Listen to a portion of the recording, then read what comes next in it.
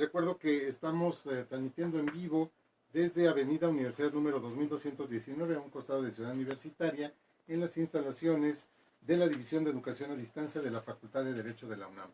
Bueno, pues tenemos muchos temas, así es que lo importante es que ustedes, que son los expertos, continúen con esto. Lo interrumpí, doctor, en lo que estaba desarrollando. No, al contrario, estamos platicando que efectivamente en muchos de los casos, desafortunadamente ya eh, políticamente se habían cambiado los códigos penales los locales, los estados y el federal, a que fueran cada vez la lista de los delitos graves dentro del federal, pues cada vez era más amplia. Cada vez que habían muchos delitos relevantes, pues iban aumentando la lista. Y también en el Distrito Federal el término medio aritmético lo iban aumentando para que todos fueran graves. Entonces lo que sucedía es que todo el mundo terminaba yendo a la cárcel en delitos que originalmente obviamente no eran graves y que en muchas partes del mundo no lo eran. Una de las cuestiones que creo que le está exagerando un poco el nuevo sistema es que se trate de que las personas no lleguen y no tengan una prisión preventiva mientras dure el proceso o finalmente cuando se resuelva. O sea, ¿eso se está evitando? Eso se está evitando en una forma, creo que un poco exagerada. Sí, analizo la primera parte y luego la segunda mejor muy rápido. La primera parte, sí es cierto que casi todo el mundo termina viendo el reclusorio, el reclusorio nos sale muy caro. Segunda, es una gran realidad, está comprobada y hay muchos estudios en muchas partes también del mundo. Y aquí dentro de la UNAM yo tengo varios amigos que han hecho tesis al respecto del sistema penitenciario, etcétera, que la gente entre más años esté en un reclusorio, menos va a salir precisamente para readaptarse o para poder tener una buena vida, ¿no? Hay gente que si está 10, 20 o más años en prisión, la gran realidad es de que ni su propia familia cuando salga la va a recibir. ¿Quién de nosotros después, aunque tuviera una sentencia absolutoria, después de 5 años por un delito sexual, por decirlo, lo va a recibir en su casa? Y eso pasa en todas las partes del mundo. Hay estudios muy interesantes que una persona que después de 5 o 10 años, que aunque tuviera una sentencia absolutoria, nadie le da trabajo. Porque uno le pregunta, oye, ¿dónde trabajaste los últimos 10, 20 años? Estuve en el reclusorio, luego te hablamos. Obviamente no le van a hablar. Entonces, si ni el propio gobierno abre esas formas de readaptación reales, pragmáticas para la gente que estuvo privada de la libertad por algún delito, y tampoco la familia, pues entonces obviamente estas personas ven más como su casa después de tantos años, el regresar, pues muchos de ellos cometen un delito para regresar al reclusorio, porque además, si hay que decirlo, en el viejo sistema y en el nuevo sistema, porque el nuevo sistema lo único que está haciendo es la parte central. Eso es una gran realidad. El sistema no ve la parte central. ¿Esto qué significa? Que para los que son detenidos en flagrancia o en caso urgente, que es la única manera constitucionalmente que una persona pueda ser retenida, a los que sí agarran, que aparentemente, según las cifras de casi todos los órganos que investigan todo esto, y de la misma gente, es que solamente se detienen al 10%, y de ese 10% solamente tienen sentencia condenatoria del 10%, es decir, solamente casi el 1% termina en una sentencia condenatoria, y el otro 99% está fuera. Entonces lo que estamos haciendo es un sistema muy caro, muy interesante, nuevo, y además que yo creo que es plausible, y vamos avanzando, y como platicábamos, pues esto se va a ir aterrizando dentro de 10, y algunos dicen hasta dentro de 20 años, lo vamos a ir perfeccionando. Pero la realidad es que no disminuye los delitos. Y eso la gente dice, bueno, es que hay muchos jueces, sistema oral, todo está increíble, todo está bonito, ahora todo es electrónico, igual que ahora nos reúne aquí. Eso está impresionante, llevar la tecnología al derecho. Sí, pero eso no está evitando que todos los días me estén robando, por el contrario, porque antes por un robo simple la gente iba a dar al reclusorio. Ahora el antagonismo del sistema, que querían hacer una especie de embudo, o era lo que vendían cuando inició el sistema penal acusatorio, donde decían, es que ya muy poca es la gente que va a llegar realmente a juicio para que no se nos sature el sistema como en Estados Unidos sucede. Son muy pocos los que llevan a juicio. Al ratito lo platicaremos porque es muy interesante cómo llegan a acuerdos reparatorios en Estados Unidos a diferencia de México. Pero son muy pocos los que se van realmente a juicio. Y aquí el problema es que sí ha pasado, y gente que lo llega a comentar y en medios de comunicación, que llegaron a detener a alguien, estuvo detenido por un robo en la mañana, y al mediodía lo vuelven a detener, y en la noche. Allá hay dos cosas: el ratero es muy malo, y o sea, lo detienen por todo, y en tercera, pues está saliendo por lo que sea. O sea, realmente no se está teniendo una cuestión de que si está reiterando en una forma tan exagerada, pues finalmente todo el mundo sigue saliendo de las cárceles, y eso se da a conocer y la gente lo sabe.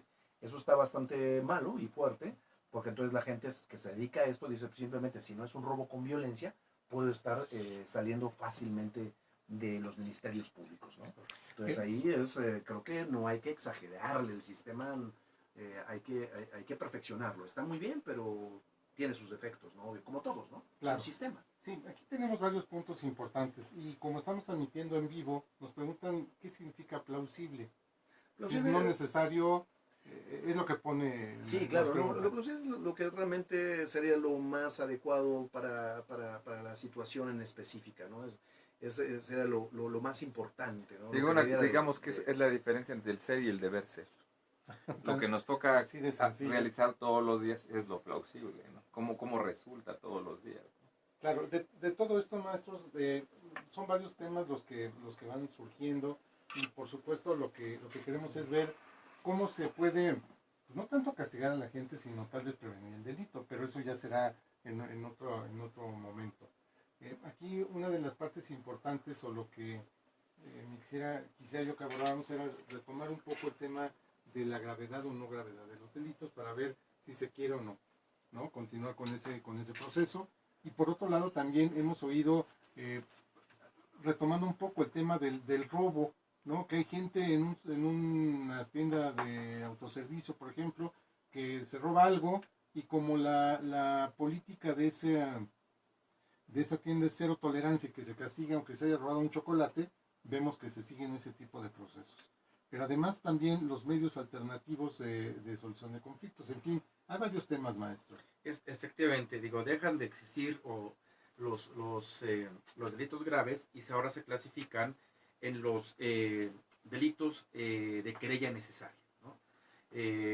Me parece, y perdón, voy a dar un símil, es como del derecho familiar, desaparecieron las causales del divorcio necesario, ¿no? Prácticamente se eliminaron. Aquí también me parece que lo que nos otorga, nos facilita el sistema penal acusatorio es determinar los delitos graves, efectivamente los que son usados, donde se usa la violencia extrema, ¿no? Esos tienen un tratamiento específico. Sin embargo, aquellos delitos que pueden tener un derecho a poder obtener una composición, una amigable composición, bueno, pues este procedimiento facilita justamente a que tanto el fiscal como los propios abogados, porque intervienen, reitero, un procedimiento de forma horizontal en donde interactúan las partes y puedan llegar justamente a esta composición, a facilitar la reparación del daño. Como bien lo decía el doctor Amezcua,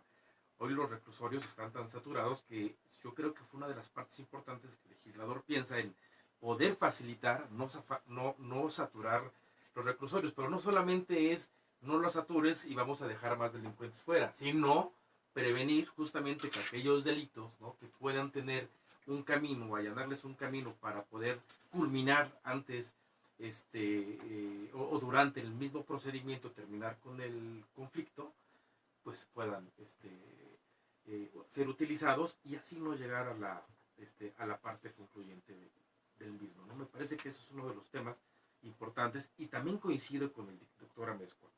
Toda ley es perfectible, ¿no? Es virgen prácticamente este nuevo sistema.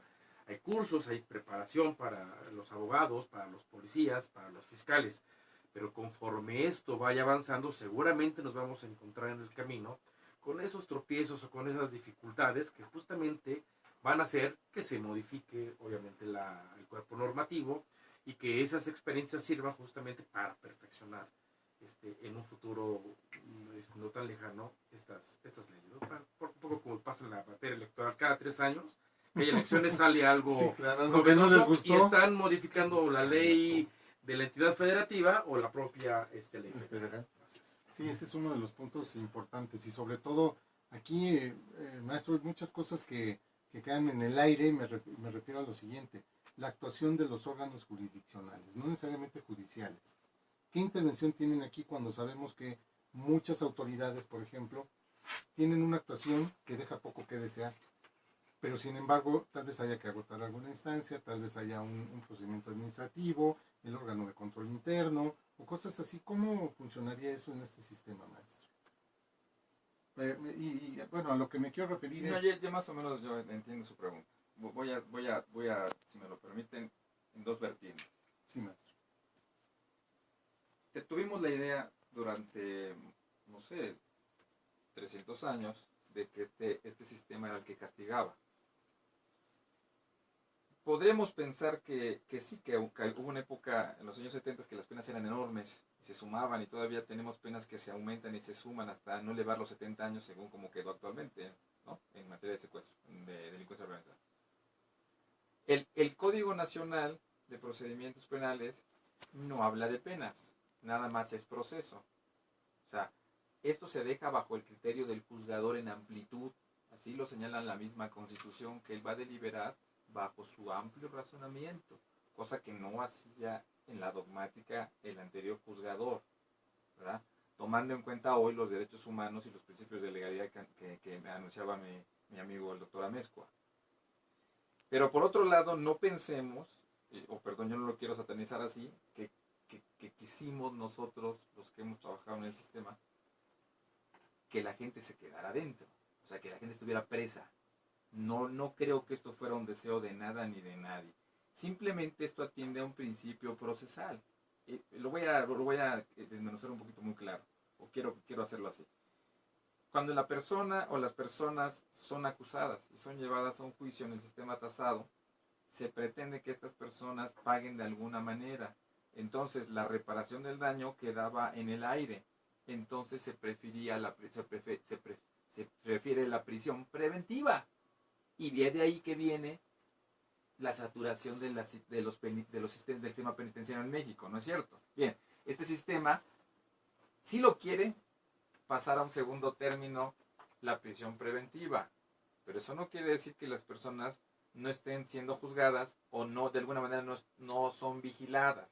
Lo que preferimos nosotros en el medio alterno es que se prefiera un sistema de reparación del daño mejor, y si no se puede reparar, es un sistema de vigilancia que corre a cargo del órgano de control jurisdiccional. Y con esto contesto su pregunta de hace un momento.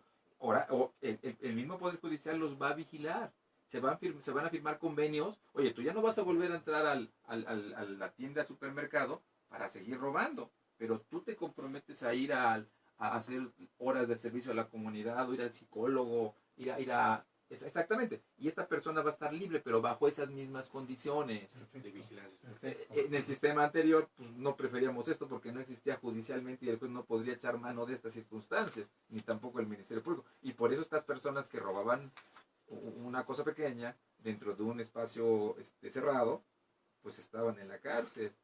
Le aseguro que actualmente todos salen libres. Más adelante, si el tiempo nos lo permite, le narraré algunos 2 o 3 asuntos que están en boca, de los cuales algunos yo los viví como servidor público y otros tantos afuera, que a uno le da pena ajena, ¿no? De la señora que come un pan y un café dentro de una tienda de autoservicio que todos conocen, y esta persona la apresan, y como la señora tenía Alzheimer, no se acordaba de su familia para quién llamar.